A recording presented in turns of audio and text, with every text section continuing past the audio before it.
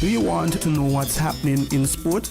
Tune in to On the Ball, a weekly tour show which is on WINN FM 98.9 every Tuesday from 7 to 9 p.m. with me, your host, Troy Bif Mills. We will keep you on the ball with our variety of guests and, of course, your calls, discussing the facts and the stats and sharing your opinions. Get on the ball and stay on the ball by tuning into On the Ball with Troy Bif Mills on WINN FM 98.9 every Tuesday night from 7 to 9 p.m. and also on Facebook and YouTube. Be on the ball.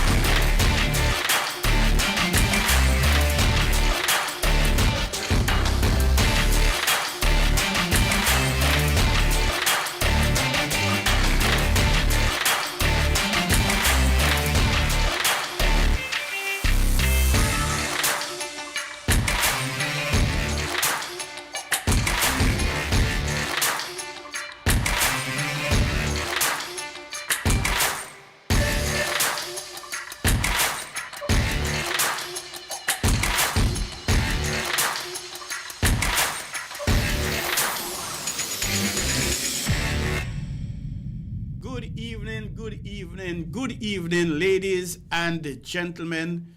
Good morning, good afternoon, good night to you, wherever you are in the St. Kitts and Nevis, the Leeward Islands, the OECS, the Caribbean, the diaspora, regional, international, and of course, if you're somewhere out there in the galaxy, we say good evening to you as well. Thank you very much for joining another edition of On the Ball here at WINN FM 98.9. And I do apologize for the tardy start. I am hoping my producer will be able to give me back some time. He may not be able to give me back all 21 minutes, but I'm hoping that he'll be able to give me back 20 minutes and perhaps 50 seconds of the time we lost. And it was really unavoidable. If you're celebrating happy birthday today, we say happy birthday to you. If you're celebrating anniversary, we say happy anniversary to you. And if you have achieved something this year, today especially, we say congratulations to you. We are going to get to the character team. And, of course, if you celebrated between last week, Wednesday, and yesterday, happy belated birthday to you, happy belated anniversary, and perhaps happy belated congratulations. And if you're going to be celebrating between tomorrow, Wednesday, and the next week, Monday, happy birthday in advance, happy anniversary in advance, and perhaps congratulations in advance. And those who are going through a period of bereavement, we say condolences to you, your family, and friends. And we're speaking about, while speaking about that, who readily comes to mind is the youngster who would have lost his life tragically at the Whitegate, over in Whitegate in St. Paul's, Caliquan Woodley Bergen, and his funeral will be taking place tomorrow, God spare, Wednesday 23rd, at the Emmanuel Methodist Church in Sandy Point, SP, where the best be, and that is going to be happening at about 12 at 1 p.m. actually, April 23rd. And we say condolences again to Mr. John Bergen and his family and the friends of Caliquan. A real tragic loss. And we ask you to be strong. We ask you to be positive and focus on the many, many good moments, fun moments you would have shared individually, collectively, and which no doubt you will treasure them forever and keep them close to your heart. And we are going to get to a bang, and while we're saying that, we're going to be having Mr. Rodney Baptiste, cricket commentator and analyst, and we're going to be reviewing the 2025 Leeward Island Cricket Board's Under 19 Championship that took place here in St. Kitts, Warner Park, and Connery, where the third seed, Antigua and Barbuda, they grabbed victory from the jaws of defeat.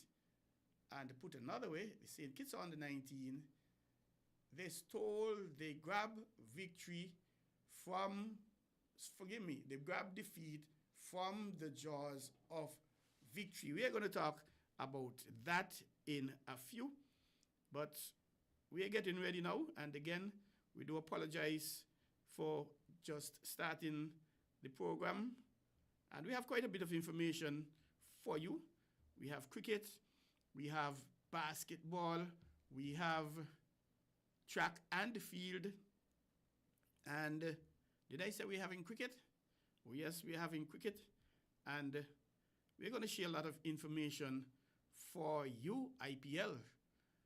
They are doing some things down there. We're going to see how that works out. But where do we start? And let us start with basketball, visiting the St. Kitts and Nevis Amateur Basketball Association's Canaba. They are having the continuation of Game 3 in the best-of-3 finals. The number 1 seed, Ramsfooter Sandy Point Falcons, they went through the entire season, regular season, without giving up a match. In the first semifinals, they won it. They won the first game in the best-of-3 finals. Rams hitters came back and win the second game. It was do-or-die time for them. They won it, and they grabbed on for dear precious life. So they tied the series. The first time Rams Sandy Point Footer Falcons would have lost for the 2025 season. So they held on. They won that match, and Game 3 started on Saturday. Rams Sandy Point Footer Falcons, they were 59, and it was 13, was it, for the Rams hitters, and Rams Sandy Point were all over them, and the seventh man showed up when it comes to Rain. Rain, boy, Rain don't study nobody, eh? Rain show up when they want, how they want. It doesn't matter the state of the game. Rain just showed up, and as a matter of fact, with 3 minutes and 20 seconds to go in the second quarter, Rain showed up, and Then that was the end of that for Saturday night. That match is continuing tonight at Sandy Point, and they're going to continue with the score where they left off. They're not going to start over.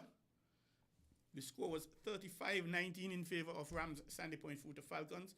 So they're going to play the 3 minutes and 20 seconds in the second quarter, then going to the third and the fourth, etc., etc., etc.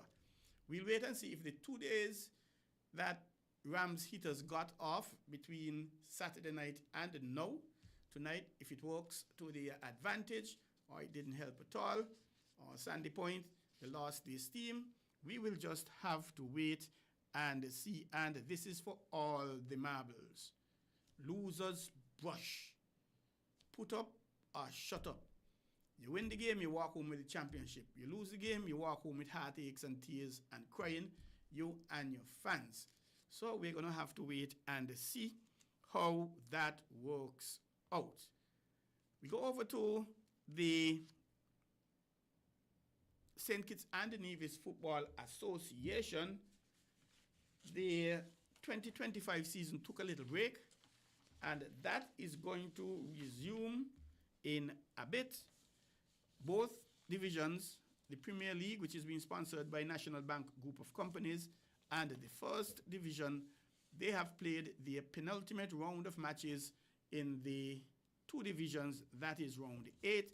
There are 10 teams, and they are playing 9 matches in round 1, 9 matches in round 2, and they've completed 8. So they are having the final round, round 9, and it's starting on Friday, 25th April. That is Friday coming, where Multroville Farms, Clean Right United, Old Road Jets. Where are they? They are 6th with 12 points. They won 3 matches. They had 3 drawn games. They lost 2. They are going to be taking on the defending champions and the FA, and forgive me, the President Cup champions. Montreal Farms, Clean Right United, Old Road Jets. They are the FA Cup champions. So this match is a replay of the President's Cup. The President's Cup, SL Hartsford St. Paul's United, they were 2-0 victors over Old Road. Is it going to happen again? Is the Old Road team going to take revenge? We will have to wait and see. St. Paul's, they've climbed up to 3rd position, winning 5 matches, drawing 1, losing 2 from their 8 matches. They have 16 points. Did I say Old Road had 12 points? So that is going to happen Friday, 8 p.m. at Warner Park. On Saturday, 26th, at 6 p.m., Elko Limited Security Forces, the cellar dwellers, they have been on a comb for the last 8 matches. Are they going to clear it now? I really don't know. They haven't scored a goal. Well, no, that is not correct. I'm fooling you. They have actually scored 3 goals, I think it was. However, they've scored them in the wrong goal. Instead of scoring them in the opponent's goal, they have scored them in their own goal, 3 own goals. So they don't really count. So they are in 10th, on a comb yet to get a point. They have a perfect record, actually. They've played 8 matches and they have lost all 8. Somehow I like the tone and the swing of that. All 8. They've lost all 8, and they are going to be coming up against Mantab. This is actually a battle at the bottom. Mantab, they were living at the bottom. They were owning the cellar position for quite some time until they were able to pick up a point from a drawn match with Jones Group Sandy Point. So Mantab, they have drawn just 1 match and they've had 7 losses, so they have 1 point.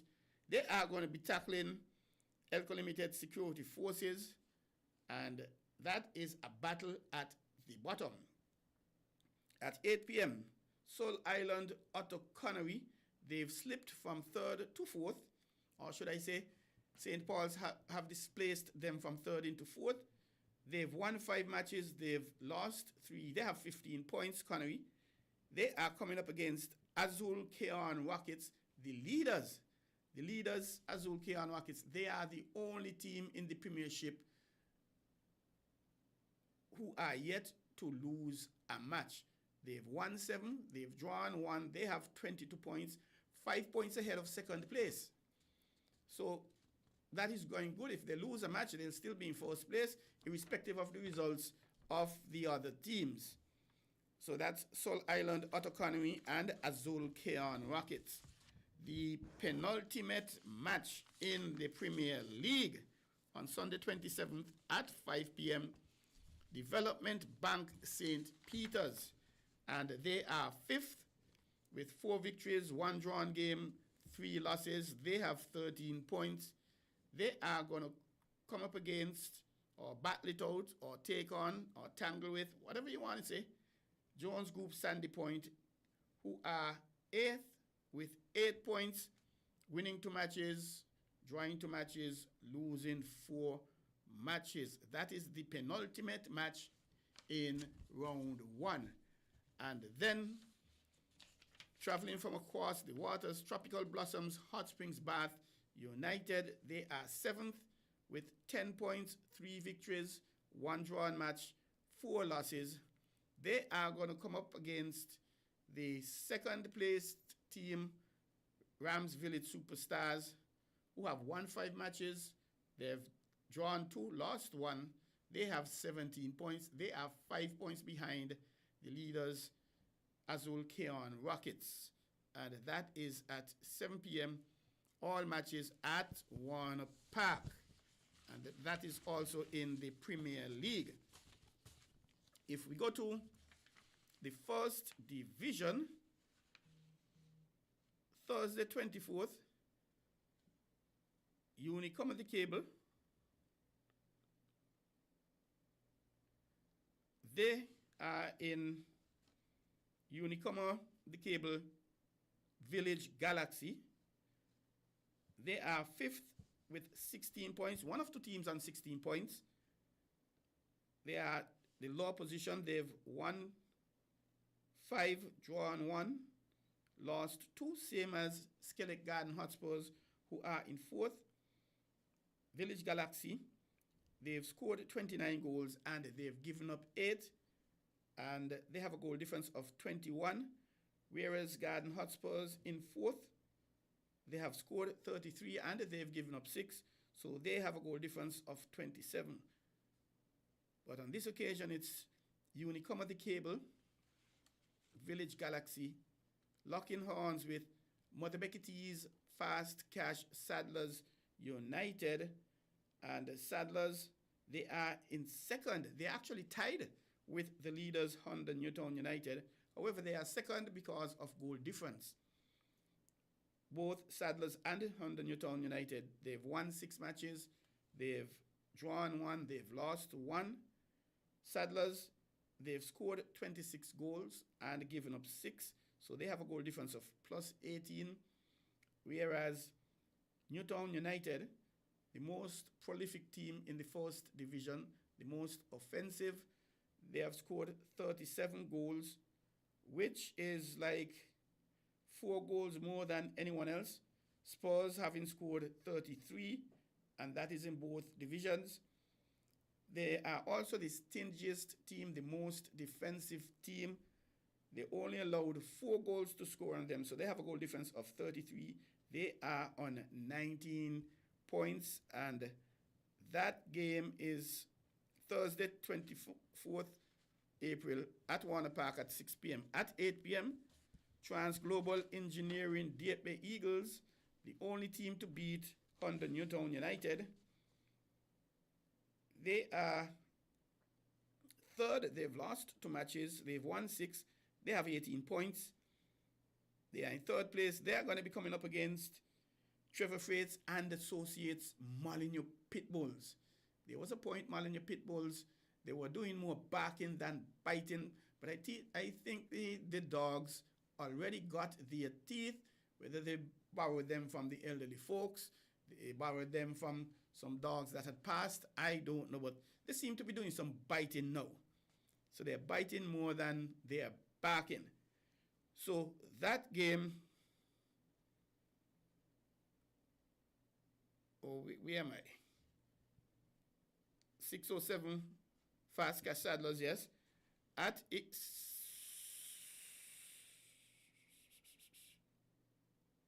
where are we? Oh, that is down in round 2. Yes, here we are. Trans Global Engineering, Bay Eagles against Motherbeck, Molyneux, Trevor Fates and Associates, Molyneux Pitbulls, 8 o'clock on Thursday 24th. Sunday 27th at 3 p.m. There's just the one match. It's a triple header with the Division 1 match playing at 3 p.m. We are Connery Fireballs International.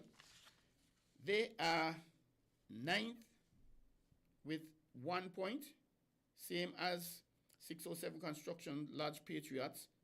Both of them haven't won a match as yet. Both of them have drawn 1 and lost 7.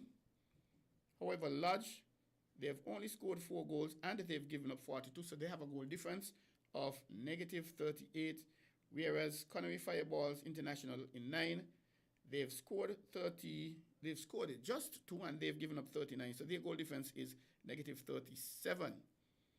And where are we? They are going to be coming up against KFC Trinity Challengers.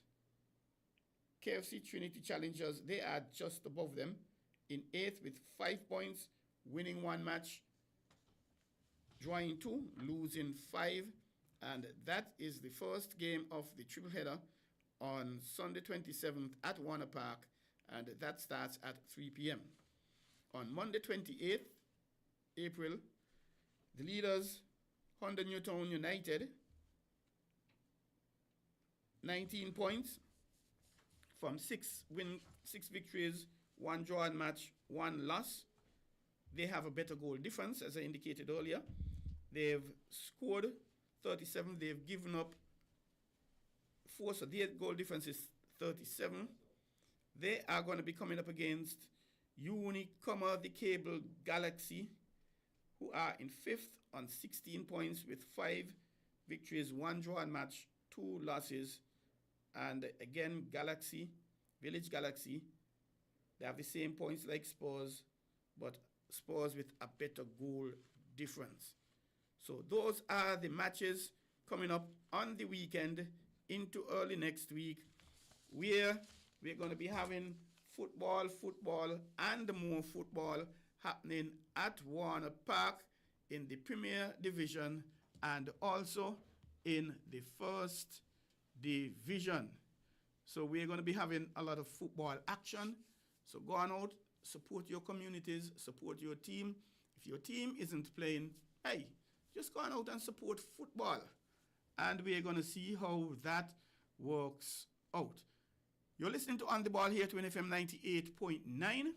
And just a reminder, in a few we're going to be having Mr. Rodney Baptist, a cricket analyst and commentator, or should I say the other way, a cricket commentator and analyst. And we're going to be looking at the West Indies, the Leeward Islands under 19 championship. And some may argue that St. Kitts under 19 gave away the championship to Antigua and Barbuda. And a funny thing, St. Martin won just 1 match. They lost all the matches in the first round, which was 3. They played in the semifinals. They lost to who it was the last to? They lost to St. Kitts. They came back for the 3rd place playoff. St. Martin, the 4th seed, playing Nevis, the 2nd seed. And would you believe St. Martin defeated Nevis? The 1 match they won, which was the most important, which was for something. They defeated Nevis. So St. Martin, they were 3rd, and Nevis, according to what we said come last, Nevis were 4th. And we're going to have a little bit of information on that. And again, how could I forget? There are a few persons who are joining us online. Mr. Eustace Hendrickson, he's all the way up in, where is he? In Texas. So he's always here with us. So we say thank you, Eustace, for joining us. I'm going out of the way every Tuesday night to be with us. We really appreciate it. And we thank you. We thank you for having joined us. We really appreciate it. And who else do we have? Oh, yes, we have Montezuma down in Mansion. He is always locked in as well, Montezuma. We say thank you, Montezuma, for being with us. Do I have anybody over in Nevis? I believe so. Nevis Football Association, they've started their 2025 league. We're going to be getting some information on that. We're going to be getting the results of the games past. We're going to be getting the fixtures. We're going to be getting the points table. And that is all happening over in Nevis with the 2025 football season. So we are going to see where and how that is going to work out over in Nevis. And where are we now?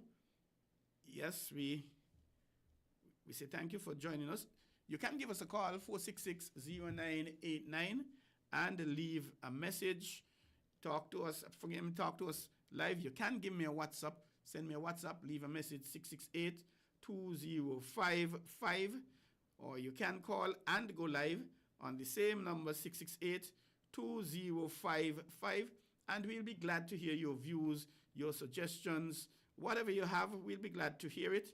And of course, there are some numbers to call from overseas, which I'm going to give you in a few. Whether you're in the UK, whether you're in the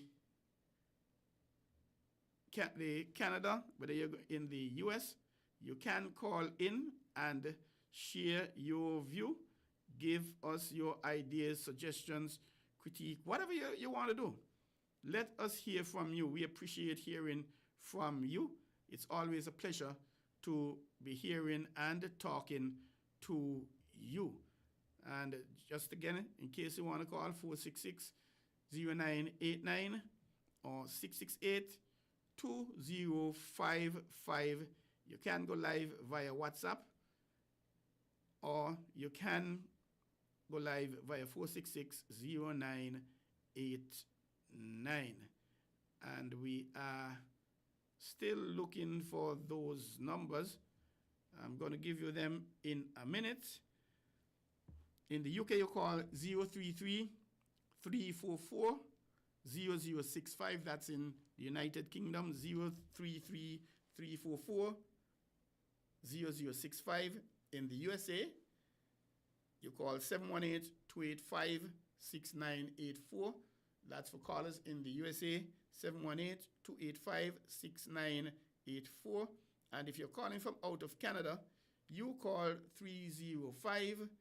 305-921-4619. And you will be able to get into us, and we really appreciate hearing from you. And we thank you for that. I'll tell you what, let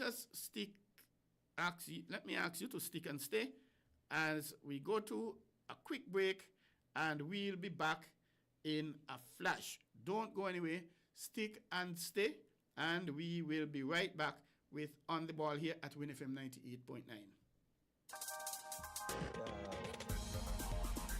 We're different.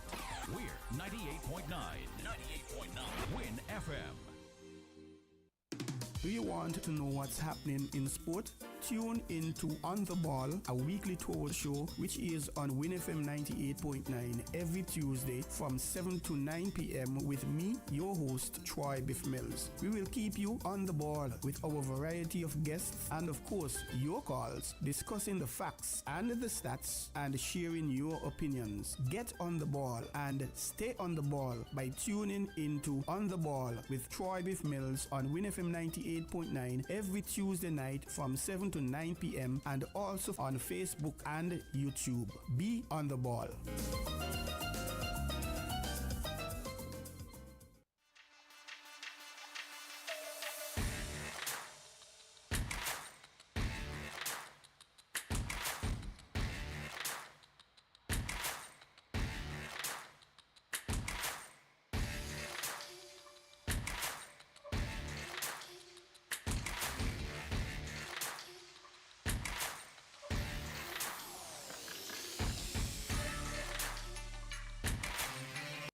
Do you want to know what's happening in sport?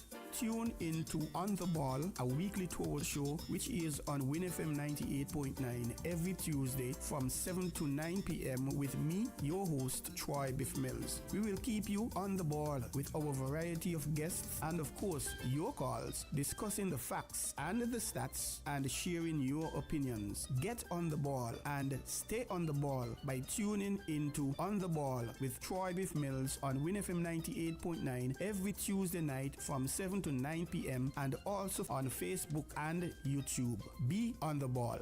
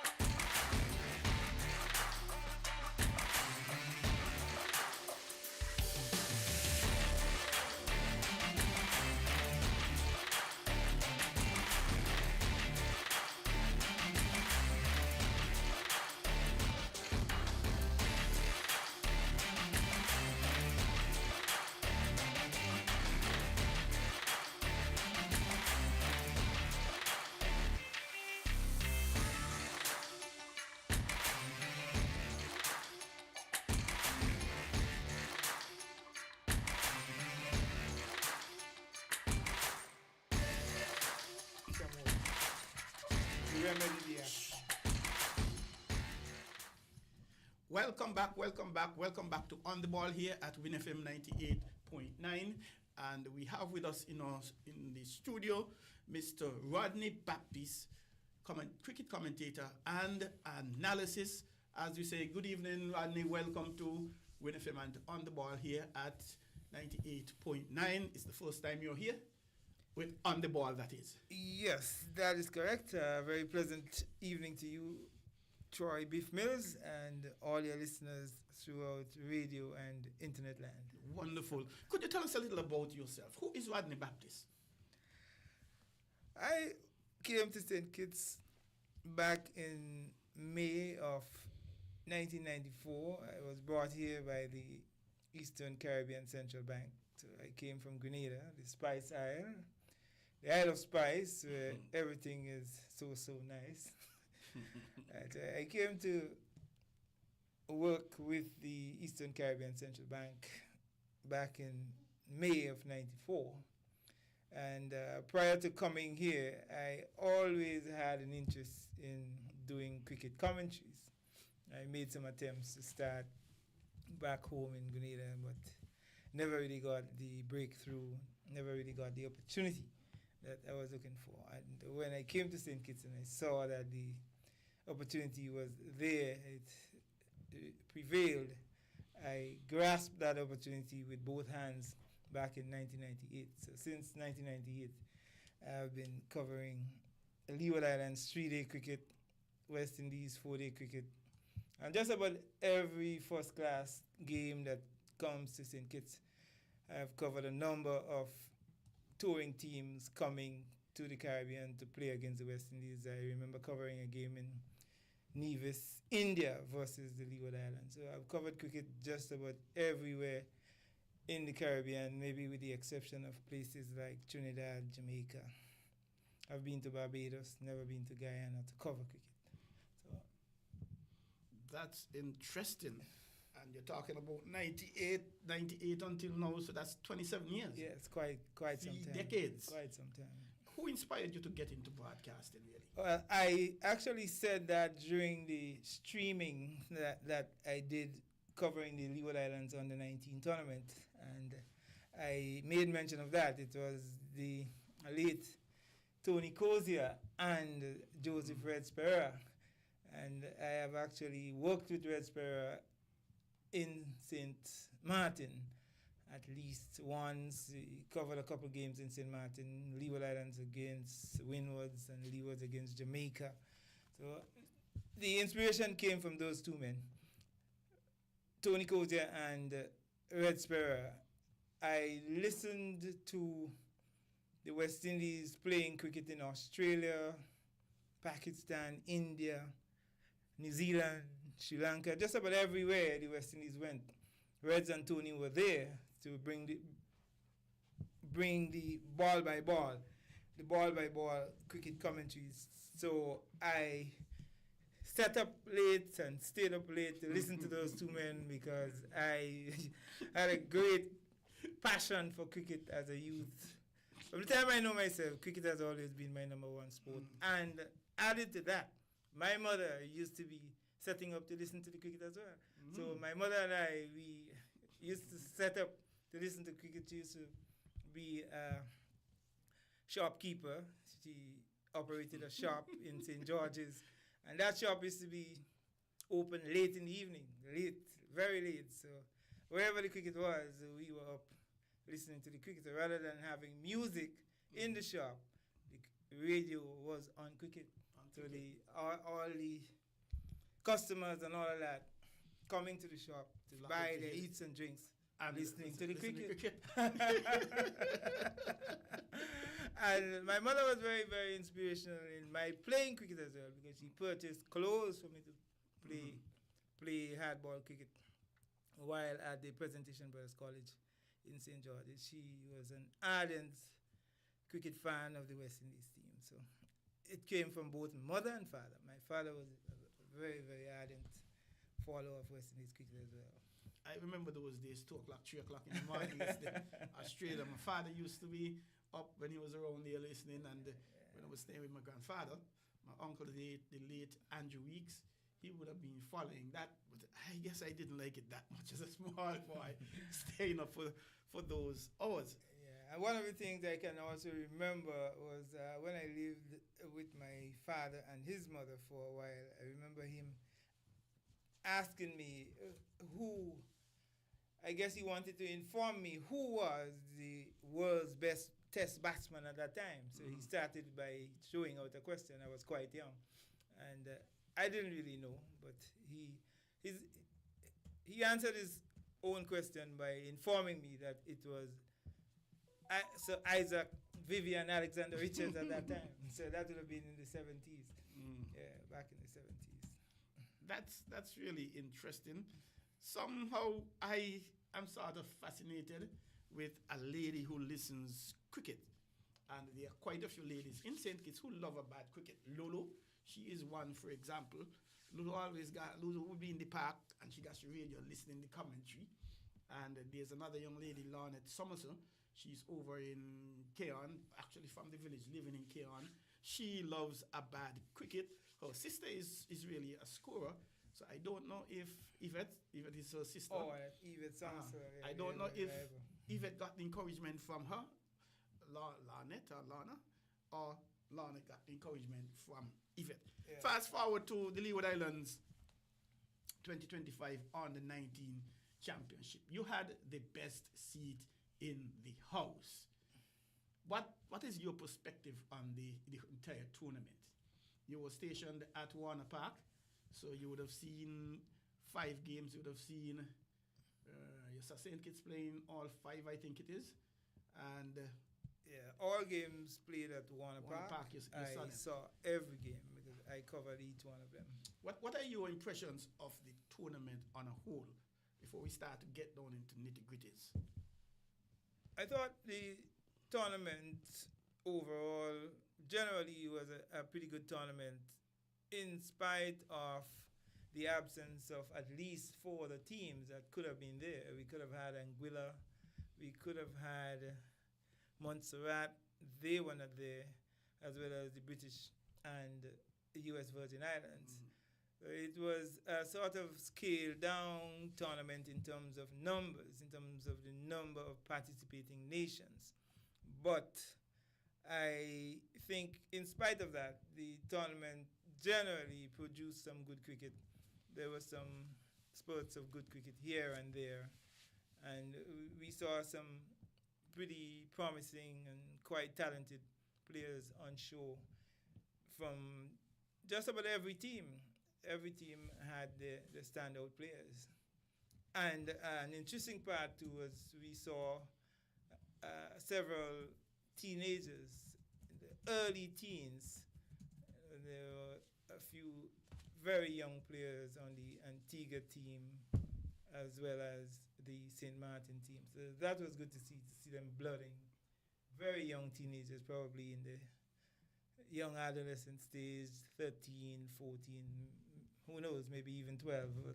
But that was good to see. Actually, the St. Martin had a young player, a left-arm medium pacer, young fast, fella. yeah. He was actually 12.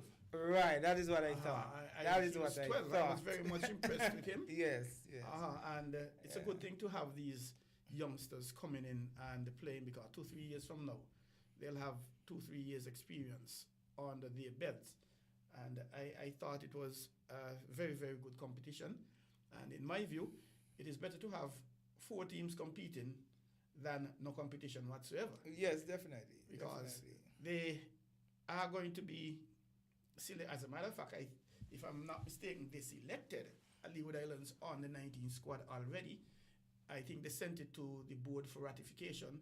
So that team will be coming out maybe in the next few days, next week after. And I'm hoping that we'll be able to pull some figures and get you, say, well, hey, this is my playing 11, and these are my 4 reserves, picking 15 players to see how it goes.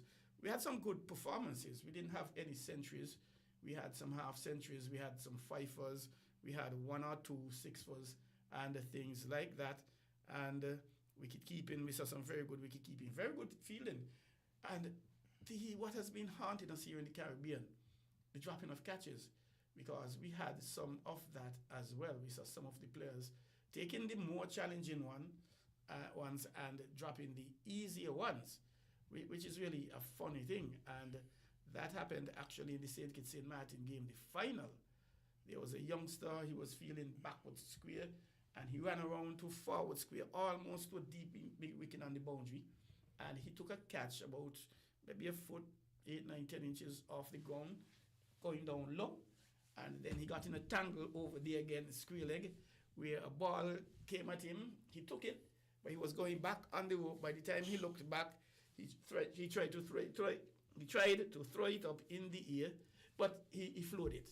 No, as a matter of fact, I think he threw it over. And it went for 6. And it went for 6. I recall but that. The thinking was good. It's Yes. just that the application and the process wasn't really the best. But he did an excellent job in terms of trying to do that. And we saw some good bowl and cart as well. Yes. If you had to pick, I know they announced an MVP, but barring that announcement, if you had to pick an MVP, who would you pick and why? I think I would stick to the MVP who was selected. That's the Kittitian right arm off spinner and middle order batsman. That's Kunal Tilokani. I thought he was well deserving of being named the player of the tournament, the MVP, the most valuable player of the tournament, because he had a very good all-round performance in the tournament, both with bat and ball. And he showed with the ball more often than not that he had the ability to break partnerships, the ability to come into the attack, break partnerships, and pick up wickets at regular intervals for St. Kitts. So I thought his bowling was quite penetrative. He seems to have a very cool head, very calm player, and he plays with a lot of confidence.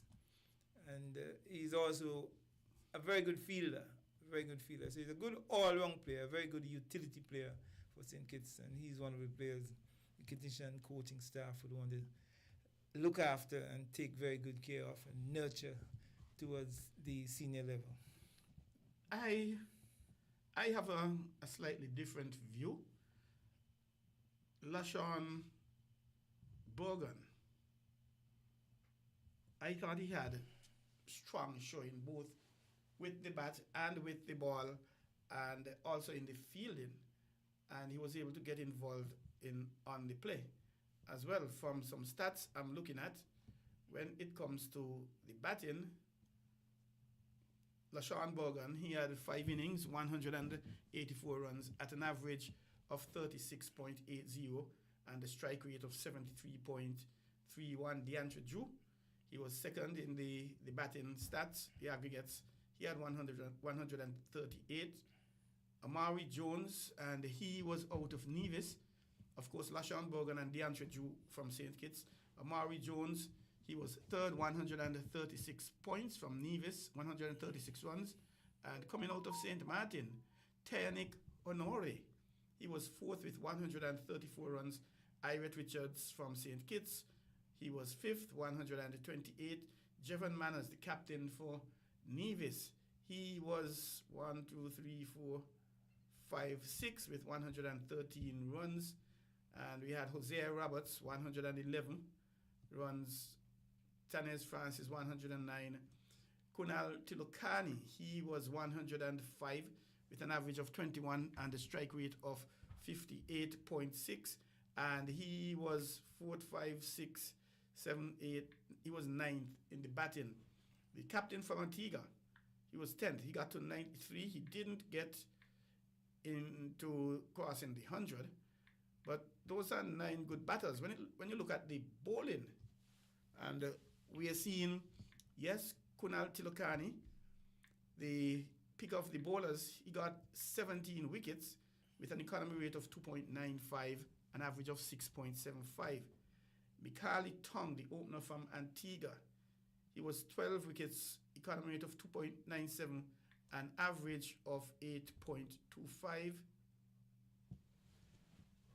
And Matthew Miller, the captain, he was 4th in the wickets. He had 10 wickets. LaShawn Bergen, he was 5th with 9 wickets, an average of 4.66. An economy rate of 4.66, an average of 15 runs per wicket. And I thought that they played pretty well indeed. If we, based on those stats, would you still change you will remain with your position, or you'll consider changing? In terms of the batsman with the highest aggregate of runs, repeat, who was that batsman? LaShawn Bergen, 184 runs, an average of 36.8, with a strike rate of, where is he now? Was his highest score 39? No, he made a half century. Oh, he did get a half century. Yeah, he made a half century. He had a 39. He had a 40 something as well. Oh, okay. So he was consistent. Yeah. Throughout, yeah. And I would go with him. And in terms of the number of wickets that he was down the table. Okay. He was about, is it 8 or 9? Okay. He was a bit. Yeah. a bit Kunal was number 1, Yeah. 2, 3, 4. Actually, he was 4, 5. 1, 2, 3, 4, 5. Kunal was 17 and Bogan was 9. Okay. What I'm wondering, he got a 5-fer. I know Kunal got a 6-fer as well in one of the games. Yeah. But LaShawn, I would consider him a hit bowler. But I found that they might have been using him a little too late as the 4th change, 5th change, rather than bring him in as the 1st change, 2nd change. What are your thoughts? Bergen bowls left arm. No, right. He bowls Right right arm off spin. Yeah. And he bats. Number 4. He bats. Right as well. Mm-hmm. He's also a right-handed. Yeah. Right-handed batter. Okay. He bats and bowls right. Right. Okay. Mm-hmm.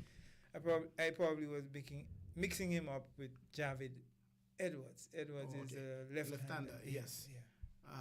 And I thought it was a very good tournament. I believe the selectors, whoever determined the MVP, I believe they had a challenge. I don't think it was a clear gone, foregone conclusion. I think they actually had to do some thinking about it. Right. That's the reason why I mentioned Tilokani is a sort of a utility player in the sense that he can come in and break partnerships. We saw him break a number of partnerships for St. Kitts that were giving them trouble.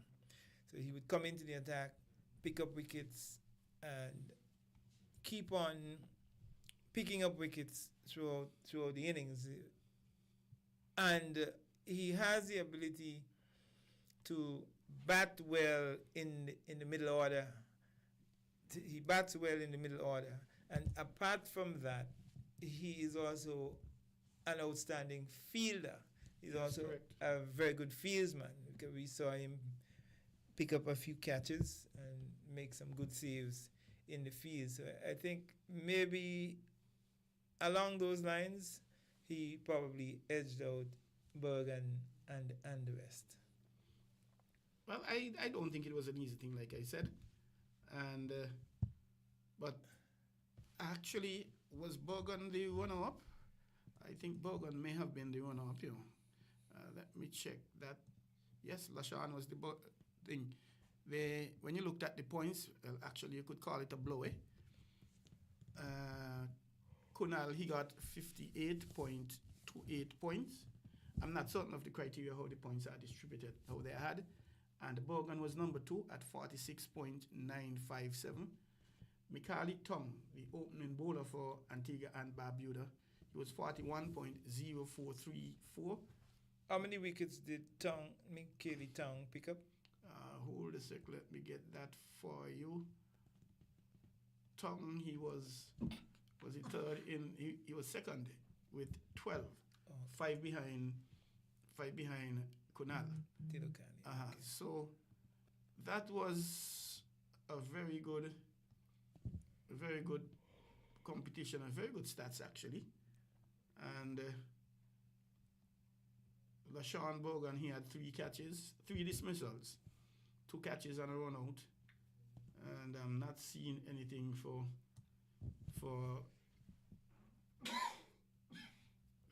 as yet. He's probably down the order. I'm not seeing anything for Kunal. But these stats, and for persons who want to get the stats, they're at cricheroes.com/tournament, CRICHEROES.com, COM/ that is slash from top right to bottom left, tournament, and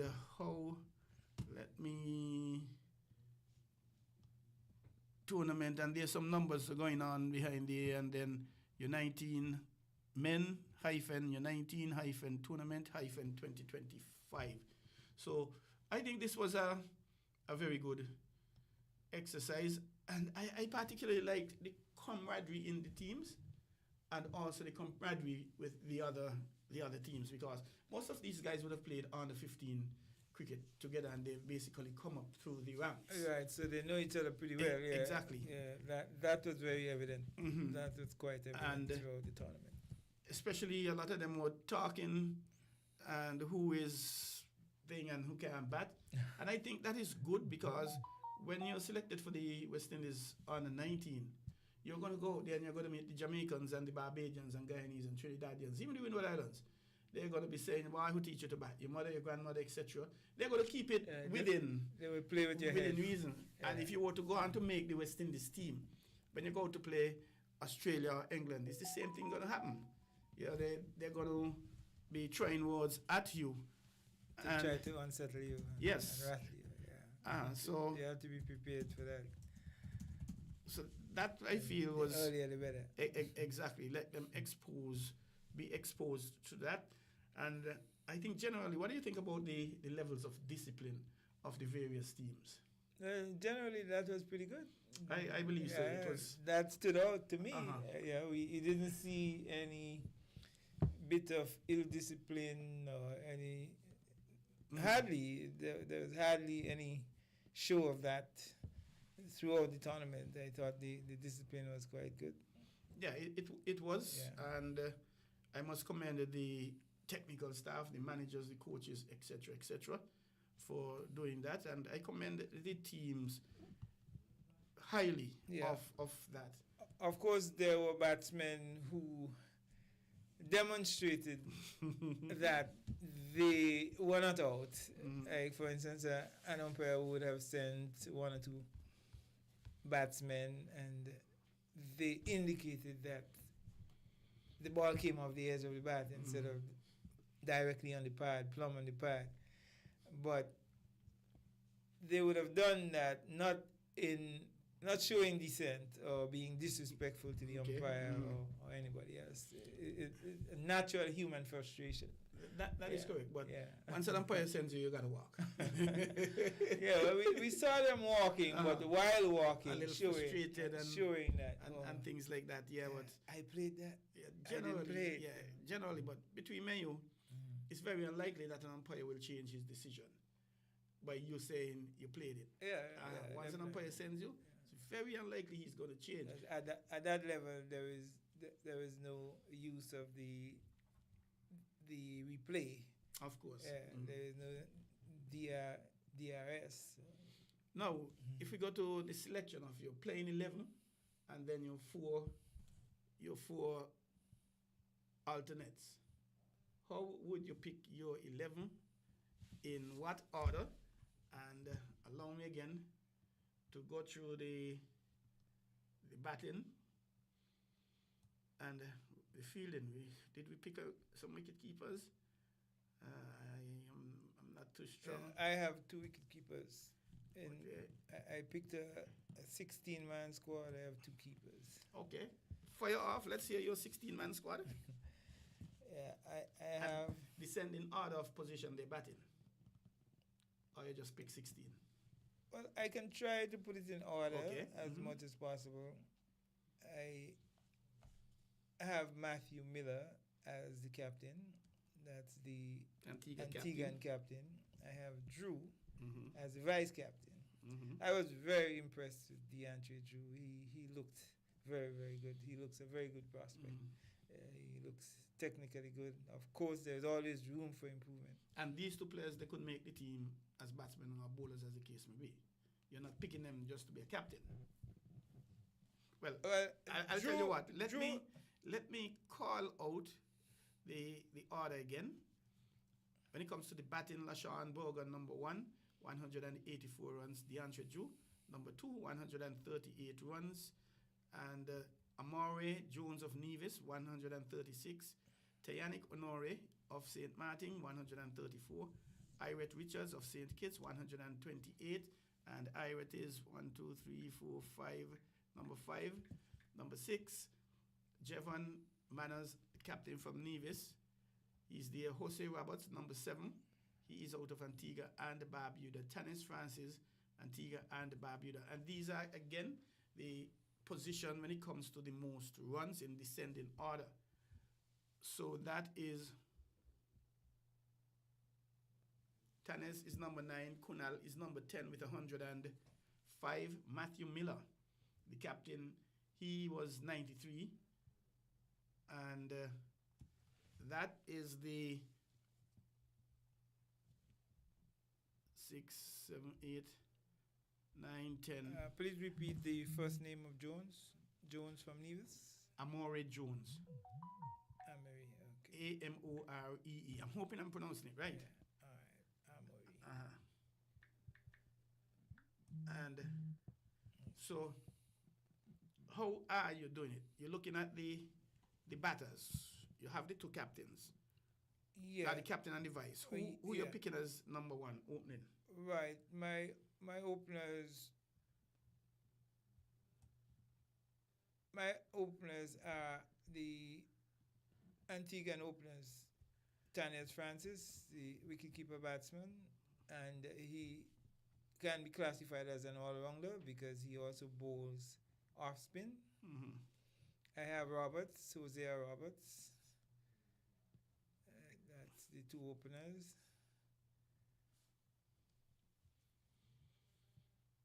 Of course, I have Drew at the top there as the Drew at number 3. Yeah, he Okay. will be my number 3 batsman. So he batted 3. So Yes. Okay, so he's captain, vice captain batting at 3. I'm batting at number 3. Yeah. Mm-hmm. And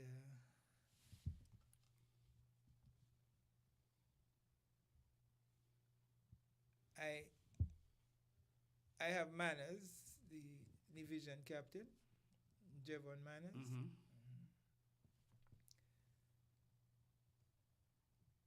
That's 5. Yeah. You're gonna pick Deshaun? Yeah, he's in my squad. He batted number 4 for St. Kitts. He's in my But you have 4 here. You don't have him as yet. Yeah, he's in my squad. So I would draft him in at number 5. Bergen. Yeah. Okay. Larson Bergen at number 5. Mm-hmm. We have coming at 6. Number 6 would be No Kunal as yet. right. I would insert Tilokani, number 6. Mm-hmm. Kunal at number 6. Okay. Yeah. Okay. So that's 5 batters we have so far, and the keeper. Yeah. So you're gonna play. We have 2 spinners, right off break spinners. So we have 5 spaces. Yeah, 5. You're gonna pick another bat.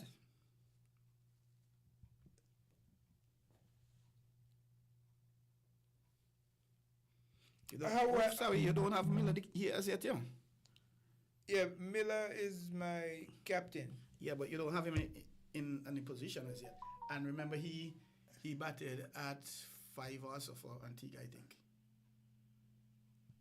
Oh, well, in that case, he is going to bat ahead of Tilokani. Okay, so he's going to bat 5? Yeah, he's going to bat ahead of Tilokani. Tilokani will be 6. Okay. Yeah. Okay. No, he's going to bat 1, 2, 3, 4, 5. Miller is going to bat 6. Tilokani is going to bat 7. 7, right. Mm-hmm. Okay. So you need space for 4 bowlers now, opening bowlers, spin bowlers. Well, you don't have 2 half-break bowlers. Yeah. You have one quickies along, Miller.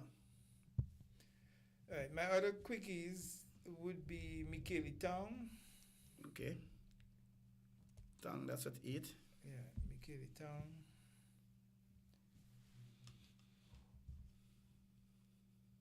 I would also include Jared Jean-Baptiste, the left-arm medium-fast bowler John Baptiste. of Antigua. Yeah. He made the 50 batting at 9. Yeah. Okay. And Caden Francis will be in my team.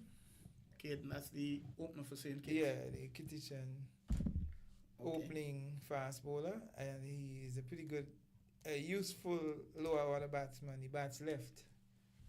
You're picking a leg spinner? The spinner I have Leg. the spinner I have on my list is Edwards, but I don't know how well did he do? Jared Edwards. Okay, let us take a look at the bowling. 1, 2, 3, 4, 5, 6, 7, 8, 9, 10. He's not in the 10. He's not in the 10. Okay. All right. So And in case, Tanis Francis, Tessian Wilkinson. Tessian is the right arm half break from Nevis. And the Tayshawn. Tayshawn Wilkinson. Okay. okay, and the thing is, remember, the captain is a quick bowler as well, eh? Yes, right. So you have that's Tenor Baptist, Caden, and John Baptist, Caden, and Miller, and Tong. Oh, okay. Right. Tong. So that's 4 pace bowlers you're going into. Right, Michael Tong. You have 2 off break, 2 off break, 2 off break, 2 off break you have, and so you still haven't gotten a leg spinner as yet. Pemberton from Nevis, left arm. That's Is a right arm from St. Kitts. Xavier Pemberton. I believe so, maybe. He has a sort of funny action. Yes. Some people might think that he's throwing, but it appears that he's using the wrist a lot. Okay. So because the elbow is straight, but it's just that he's using the wrist. Well, are you looking for a right arm leg spinner, or it doesn't matter whether it's right arm leg or left arm? That's a very good question. Orthodox. That's a very good question. Yeah. Very, very good question. Because they have, well, Pemberton was third in the rankings with 12. Well, he and Tong were tied for 12. Okay. And the right arm leg spinner from St. Kitts, what's his name again? A tall guy. I can't remember. Javid? Javid. Javid Edwards? Uh-huh. Javid Edwards. He's not in the first a lot. My reserve wicketkeeper would definitely be Ewart Richards. From I St. was Kitts. impressed with him. Okay. He seems to have some good batting ability too, but somehow he didn't get going in the tournament. And that's the St. Kitts keeper. Yes. Okay. Very impressed with that. So, are you going to put another off-break bowler in your reserve? And if so, who? And before you continue, just a reminder, you're listening to On The Ball here at WINN FM 98.9. And you can call in and give us your 11, your 14, your 15, or 16, as the case may be. 466-0989. Call us direct, or you can send a WhatsApp, 668-2055, just in case you're shy. And if you're calling from if you're calling from the UK, you can call 033-344-0065. If you're calling from the US of A, 718-285-6984. Or if you're in Canada, you can give us a shout on 305-921-4619. Share your views on your 11. If you disagree with our 11, of course, that's all right. You say why. You give your reasons. And we're down to 10. No leg spinner as yet. Right. In terms of reserve players, I have Tyanic Honore out of Antigua. I have Kasim Challenger, the left arm medium fast bowler from St. Kitts, as well as Carlton Pluck from Nevis. I don't know how well he did in the batting, maybe. In my view, Baptist, I think Pluck is the best batsman. Pluck was the best batsman in the tournament. In terms of technique. Yes. For some reason, he wasn't scoring. He got a 41 or something in the first match. Yeah, in the first game. What I believe his problem is, he has been facing the best bowlers we have in St. Kitts and Nevis in the Cricket Association's 40-over competition. And he has been, and we look like we have a call. Let us go to the line. Good evening, caller. Welcome to On the Ball here at WINN FM 98.9. Good night, On the Ball. How are you doing? We're blessed, highly favored, giving thanks. What about you? Oh, same here. Now, I see Mr. Baptist, but I hear a third voice. Who's the third voice? Well, I don't know if you hear his spooks, caller. Just Mr. Baptist and myself. Oh, now somebody just put in somebody from Antigua. Who is the person? That was Baptist, I believe. Oh, I'm watching him on the minute he knows to move. Troy. Yes, sir. I thought it was Mr. the chief selector who I thought. No, he wasn't available to be here with us tonight. Oh. You had inquired about the question I asked you the other day about did we try to get some of the money that CWA want to take? I haven't been able to get Mr. Spencer as yet. I think he's heavily involved with the West Indies Under 15 Championship that's happening in Antigua. Because when the regional competition finished here, he flew straight to Antigua for an engagement in that. So I'm not certain how it has been for him. There's a new podcast out, right? It's POWETT play. POW? POWETT. POWETT.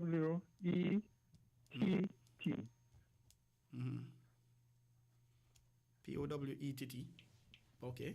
Play. Yeah. So I'll check it out. Thanks a lot for informing. Yes. Well, Troy. Yes, sir. Do you know what the plan? Well, I know we just finished, but they're looking at next year and beyond. Well, what I got for Andrews and Tuckett. What I mean by that, I know they're both playing. Andrews playing for us, the Youth Island, from St. Kitts. And they're both playing for either the under something or something like that, right? We should try to get them two guys in the team all the time. And additionally, we need to try to give them some responsibility, right? Especially Joel Andrews, he's 18. He got maybe another 20 years to play. That makes sense. So maybe they could start to train me, and that's what it was, or groom him to be captain. And I know what we have, I know who we have to, but I'm looking at the future. Sounds like a good suggestion to me. What was the other name you mentioned? It's a Tuckett from Nevis. Oh, Carlton Tuckett. No, Bowen Tuckett. Yeah, that's his name. Carlton Bowen Tuckett. Oh, it's Carlton. Carlton is the first name. Carlton Bowen Tuckett. Oh. Yeah. We need to get them guys involved. Right? You know, don't have any mentorship like people from finance or motivation to talk to them? I haven't a clue. I'm not aware of the program, but I like where you're going with this. To me, this is a very good idea. Tuckett is about 20, if I'm not mistaken. So I expect when it comes to the keepers for the West Indies, he's probably going to be in there with the Joshua De Silva and the Imlaks, etc. And who knows, in the next 3-4 years, he may very well be keeping for West Indies. Yeah. And I was looking at something the other day, and they say, I think he was the best in terms of behind the wicket. Successfully, I think he was the best behind the wicket. Like he might take the most catches, the most stumping, the most run out, and the kind of thing. But I was not even thinking about that. I was thinking about the future. Right? We got to get young people involved. I know they're involved already, but I'm talking about in the leadership of the Leeward Island cricket. To me, that's a very good idea. You can't wait until they're 30 and 40 to actually start getting them involved. Yeah. So I like that idea, Carla. Thanks a lot. We appreciate it. And because even I know they could try to go IPL. And I hear a new franchise open up today again. A new franchise, you said? Yeah, like IPL, the Pakistan thing. Oh, in Dubai, yes, Dubai. Dubai looking at starting a tournament with, you're talking about having it played similar to the the The tennis. Pakistan thing. They're playing in 4 Sri different Lanka thing. venues. You know, you But- have Grand Slams. yeah. Yes. But what I'm saying, right? That even though money can be always good, but you can make money when you're great, Mm-hmm. right? When you're great, people gonna come to you, Correct. right? When you got to go, they go slow to say you're good. You depend on people. Mm-hmm. So I'm talking about Joel and Carlton, right? That they should try to develop them up as good cricketers, Mm-hmm. right? Not let the same thing happen to hit Maya. Happen to them, I'm with you, caller. you know? I'm with you very Oh. much. Okay then, Troy, have a nice evening. Good night, Mr. Warden. Yeah, I don't know you, but I know you're a Baptist from Antigua. I might be wrong, eh? Baptist from the Windward Islands. Grenada. Oh, okay. But Yeah. you know, Baptist from... Oh, Troy, Yes, sir. I was listening to former Prime Minister of Grenada, Mr. Mitchell. Mm-hmm. He was, I think the name of the program was Ask the Doc, right? Mm-hmm. And I wasn't aware he was so involved in cricket. But he said he used to play for Grenada. Yeah, he's a And he former. played for the... He's a former national player. He was an off spinner, former Grenada off Yeah, spinner. well, Dr. Keith Mitchell. That's what I heard him say, but I wasn't aware. I mean, I have run cricket for all my years. And I he never cared on why I used to suspend this. he was also When Dr. whenever Mitchell. you got cricket or any kind of sports in the park in St. I used to be there. Dr. Mitchell. And Dr. Mitchell was also a cricket commentator.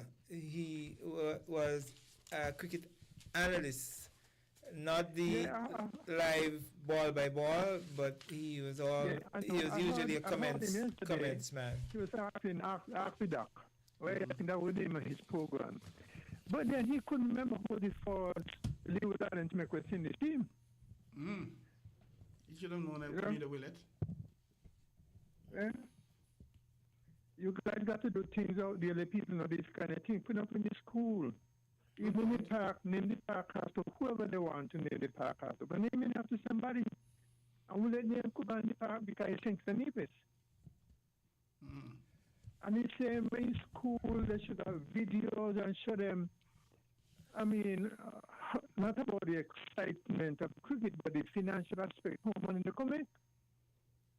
Okay. And also how to manage their money. Because I remember in America, when basketball became, well, when black people started to make money, right? All the money used to go in different kind of stuff, except to invest it. I think these are where we need to groom those young guys. We got a lot of people saying you could do that, but not only Sankis and Keegan Nevis, where would they do that and be? There are people going there and mentor them, even in Calypso. You know?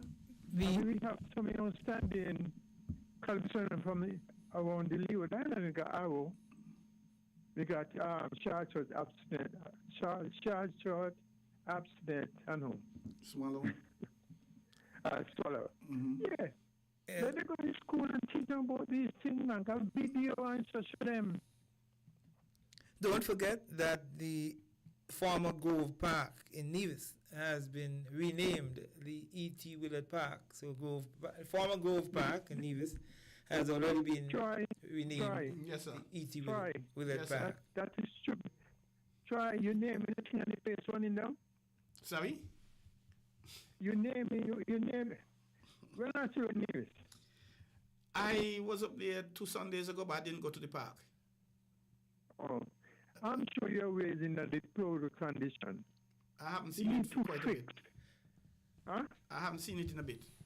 Thanks for bringing that to light publicly. I think the Ministry of Sports and the Premier of Nevis, they would want to invest in the redevelopment of the E.T. Willard Park. It's a wonderful ground, lovely ground, flat. The thing about it too, there has been some discussions, some appeals for upgrading it, like you said, Carla, so that they could once again hold regional first-class matches there in Nevis. It used to be Antigua, Leeward Islands versus WINN Leeward Islands versus Trinidad up there. I have done a number of matches there. I was the standby umpire several times up there as well. Yeah. And so they need to get it done too. But Troy, I spoke to the minister from not the deputy premier. What the other one name? Nevis? Huh? In Nevis? Yeah, Nevis. Yeah. Not the premier. The deputy, not the. I know the premier is Mark. I know who the deputy premier. Evelyn. Who's that member? And Alexis. No. Alexis sent in that. Okay. I talked about Evelyn. I spoke to him the other day, right? I called in a show. And we were talking about the same thing. I was also telling him that we need to support our own. It doesn't mean that because relatives from, we all say that we're the best SP from the best P. Yeah. That they mean they should support him because all them in the vision. Correct. When they upgrade the thing, it's a good financial thing for them. Indeed. People go to games and so on. The hotel they got, even though we have so many boats going, right? Years gone by, you have to go on the boat in the morning and come on in the night. We got all the sea taxis, everything's in place for us to build a better relationship. And Evelyn, you say your name? Yes. Eric Evelyn. Yes, Eric Evelyn. He's I believe the minister responsible for sports. Correct. He's the minister of sports and culture. Yes. In Nevis as well. And he told me that they have a blueprint for it. He said he is for it, but you come like the other people ain't for it. With Nevis having produced so many West Indies players, they have produced far more test players than St. Kitts. They have produced a one-day player in Cartucket. So, there's a comparison. they have a lot of interest in cricket in Nevis, so there is no reason why they should not redevelop the E.T. Willett Park, which is former Grove Park. You say we, and you're talking as a Leeward Islander, right? Sorry, repeat what you just said. Cricket, not only cricket, but all sports. There are a lot of sports in St. Kitts, I know. But I know in Nevis that they got a lot of cricket over there too. Yeah, they have a lot of interest in cricket.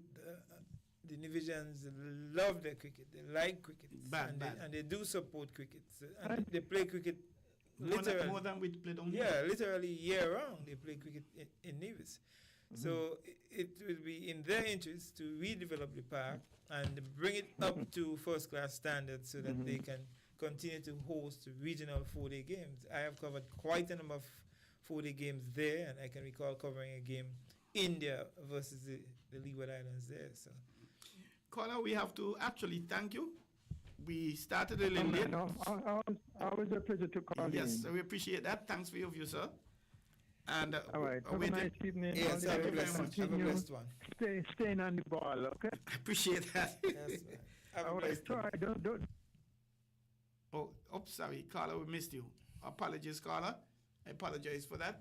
But Baptist, you still on me at number 11, you know? Number 11? Your last man was Caden Francis. Right. Who would be your right leg spinner? Does it have to be a right arm? Okay. In your opinion,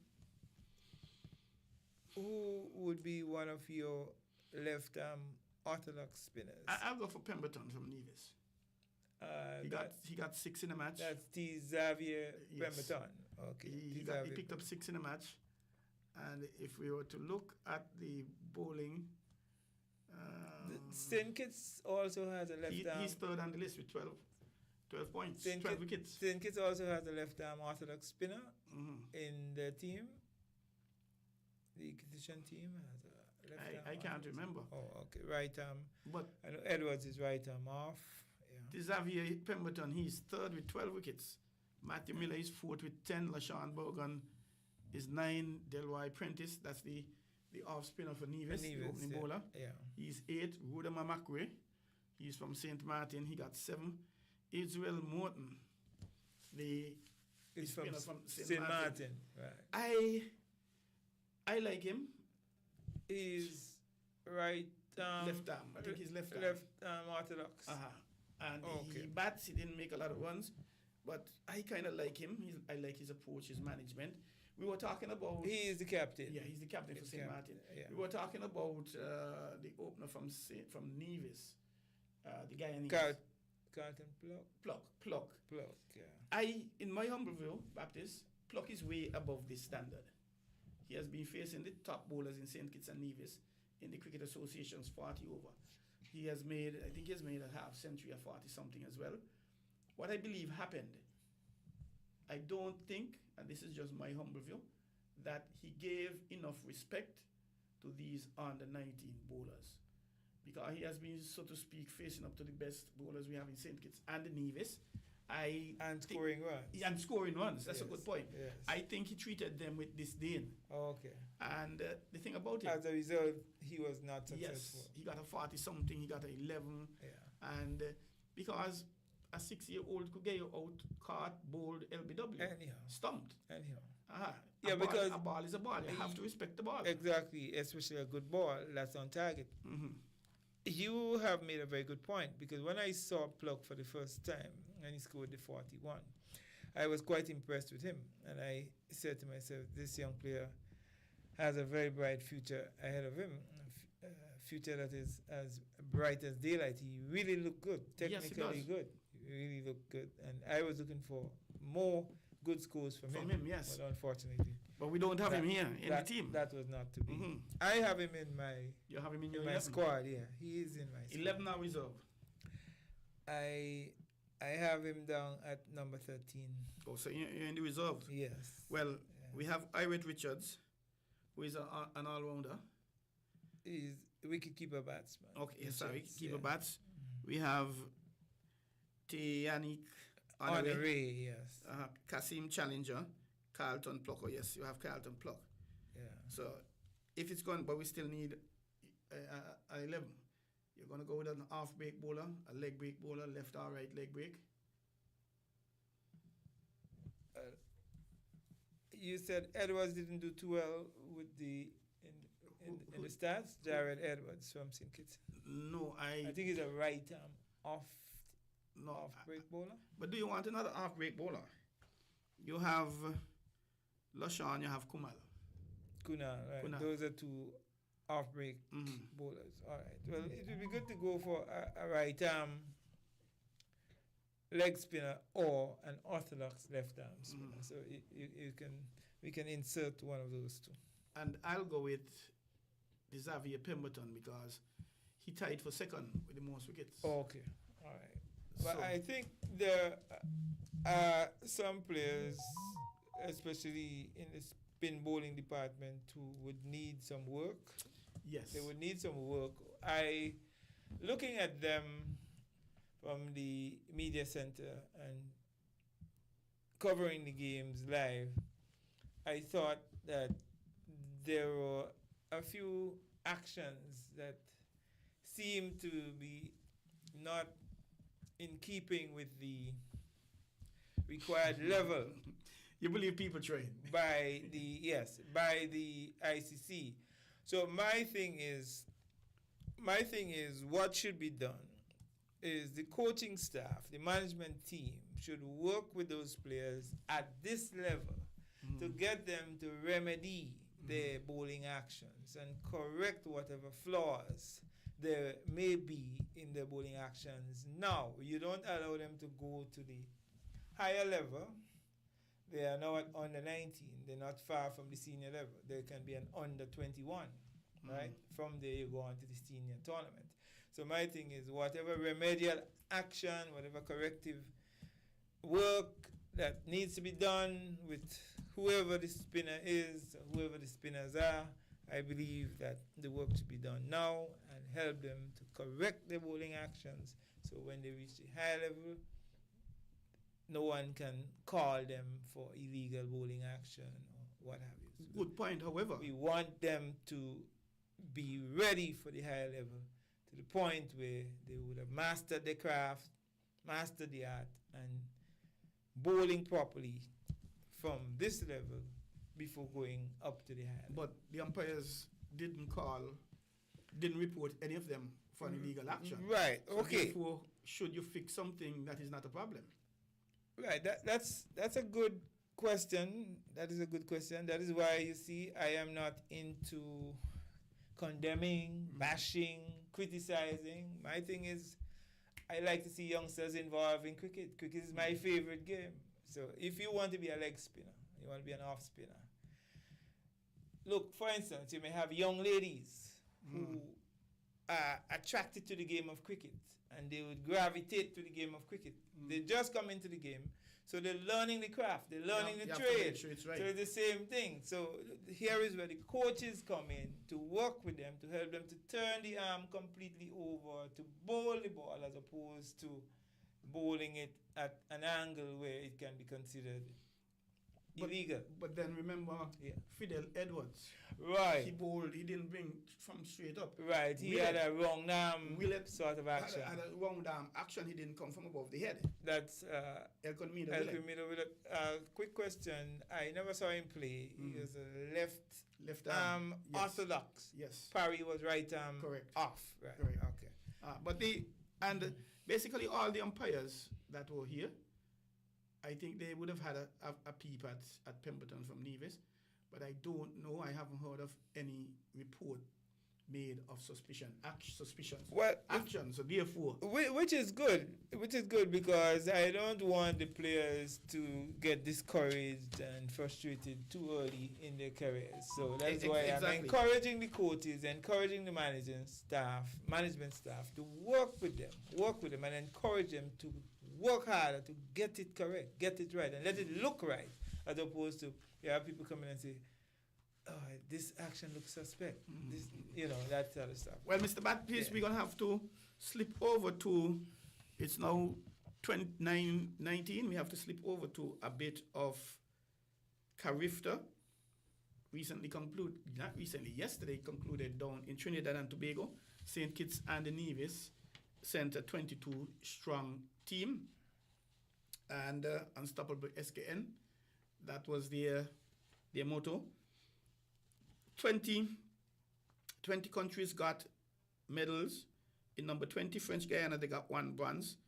Curacao in 19, they got 1 bronze. St. Kitts and Nevis in 18 got 3 bronze medals.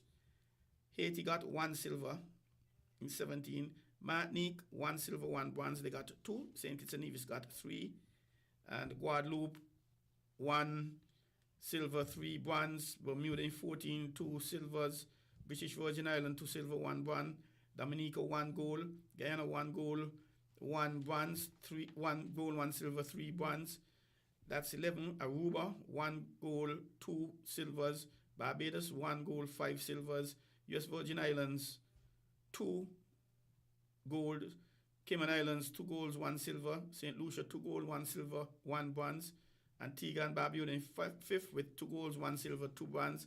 Grenada, a total tally of 13, 2 golds, 6 silvers, 5 bronze. Trinidad and Tobago, the hosts, they were third with 25 medals, 9 gold, 6 silvers, 10 bronze.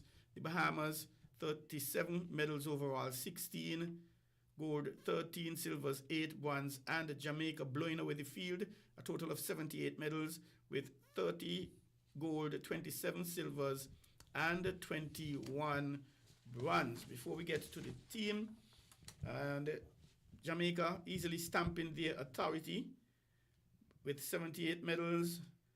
The thing about it is, and we had some scores here, Jamaica would have won 92 medals at 1 point, and we don't have the results here as for them, but they've been winning for 40-something years straight, and they have been really dominating what has been going on here.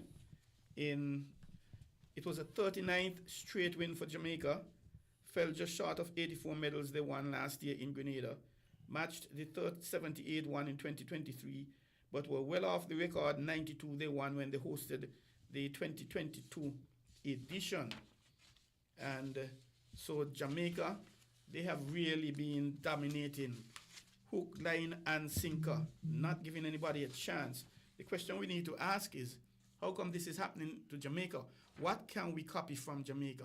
How can we get our athletes to be performing at that level? I don't think it's going to come overnight, but we have to make strides. We have to start.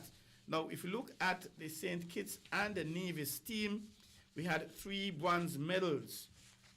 Deschanel Thomas, she was third in the under 17 girls 400 meters, and previously she had won bronze in 2023.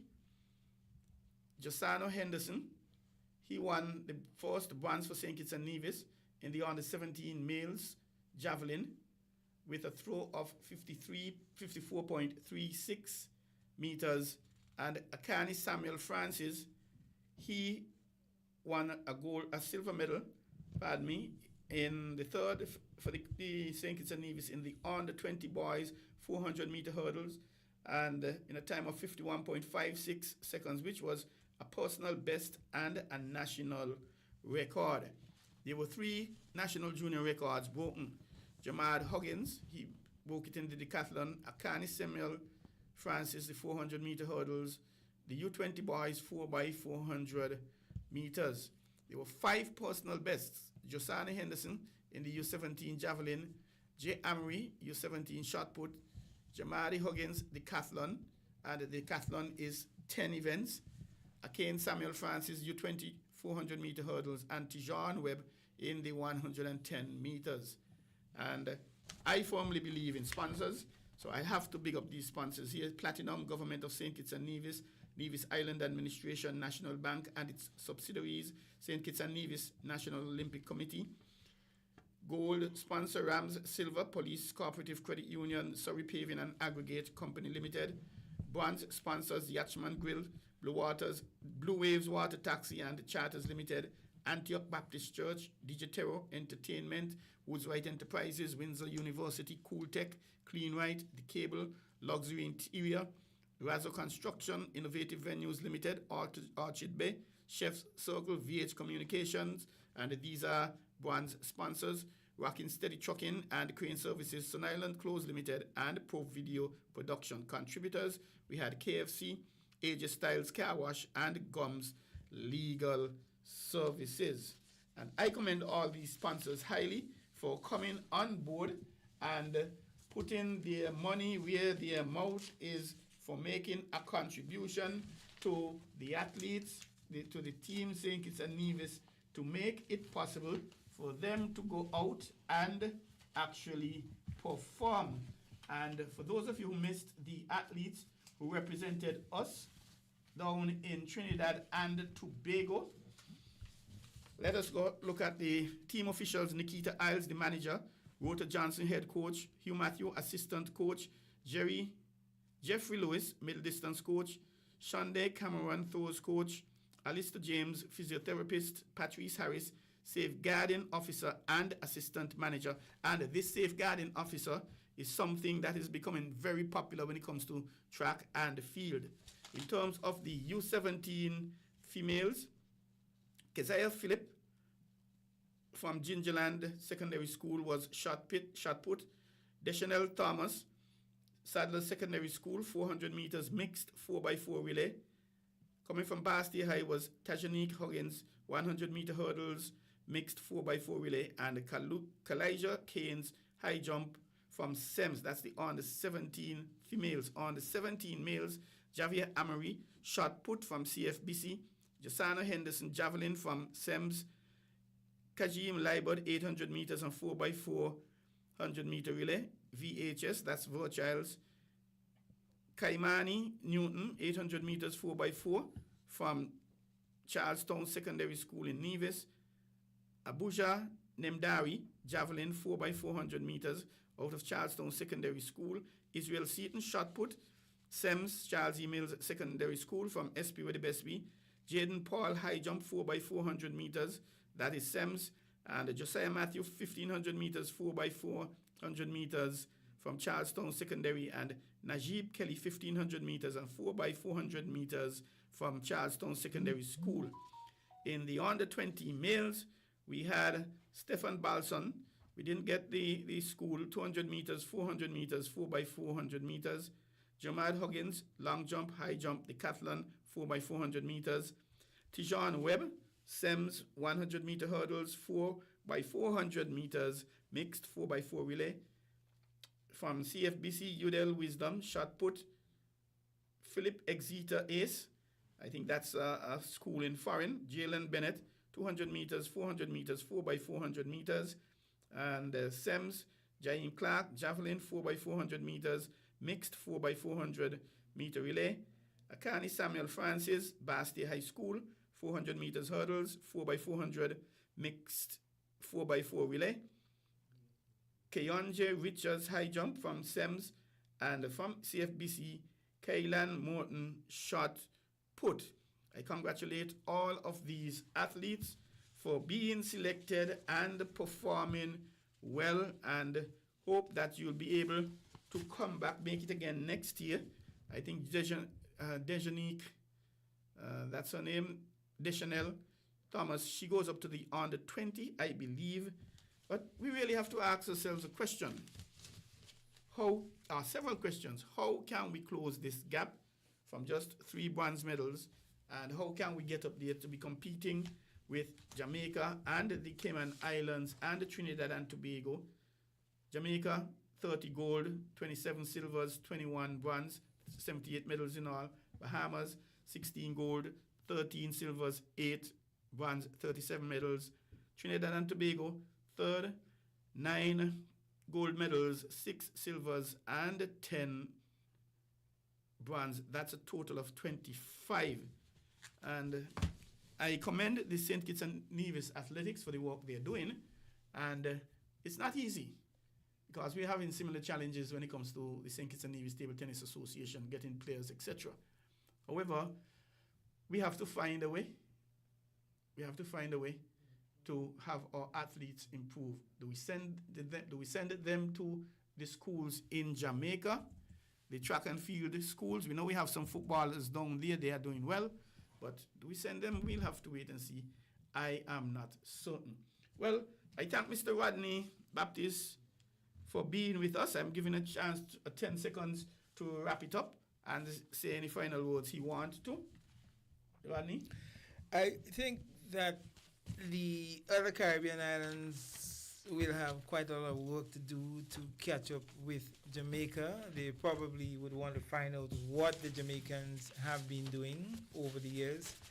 And it would be interesting to know who would have been the last country to have won the Caribbean Games outside of Jamaica some 39 years ago. And we see the gap between Jamaica and the Bahamas in terms of medals being 41. So that's a very wide gap. The Jamaicans getting 78 and the Bahamas 37. So it's a very wide gap. I believe the other Caribbean islands will have to really find ways and means to strategize and get into the grassroots programs from kindergarten, primary school, go right up, and introduce training programs from very early, even if they have to tap into what the Jamaicans are doing in order to try to catch up with them, because we can see that the Jamaicans are way head and shoulders above the rest and way ahead. So the other countries have their work cut out for them. Quite a lot of work to do to catch up. In terms of your Jamaica. question quickly, Baptist, the competition started in 1972. Jamaica won 72, 73, 74. Bermuda won 75 in Bermuda. Jamaica won from the 5th one down to the 10th, and we continue the 11th. Bahamas won 12 and 13. Jamaica won down again to the 22nd, and they continued, and they continued. And nonetheless, Baptist, we have to say thank you for being with us, and thank you for the caller we had, and thank you for all the viewers. You can still send your points and your ideas to me, 668-2055, and we'll be able to entertain you. Thanks a lot. Be safe and be focused. Please don't drink and drive, and be patient, or you may become a patient. And always be positive in your thoughts, your words, your actions. Thank you for listening. is 98.9. 98.9 is WINN FM. WINN is 98.9. 98.9 is WINN FM. St. Kitts and Nevis listens to WINN FM 98.9. WINN FM 98.9. Do you want to know what's happening in sport? Tune in to On the Ball, a weekly tour show which is on WINN FM 98.9 every Tuesday from 7 to 9 p.m. with me, your host, Troy Bif Mills. We will keep you on the ball with our variety of guests and, of course, your calls, discussing the facts and the stats and sharing your opinions. Get on the ball and stay on the ball by tuning into On the Ball with Troy Bif Mills